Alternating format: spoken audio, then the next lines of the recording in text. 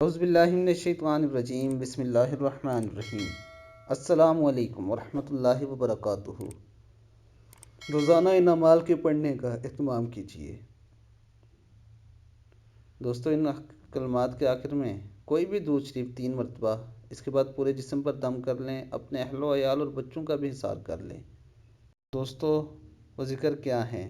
number 1، اعوذ باللہ من الشیطان الرجیم 3 مرتبہ، بسم اللہ الرحمن الرحیم 3 مرتبہ، اعوذ بکلمات اللہ التامات من شر ما خلق 3 مرتبہ، بسم اللہ پڑھ کر 3 مرتبہ سورہ اخلاص، بسم اللہ پڑھ کر 3 مرتبہ سورہ فلق، بسم اللہ پڑھ کر 3 مرتبہ سورہ ناس، اللہ خیر حافظ وہو ارحم الراحمین 3 مرتبہ،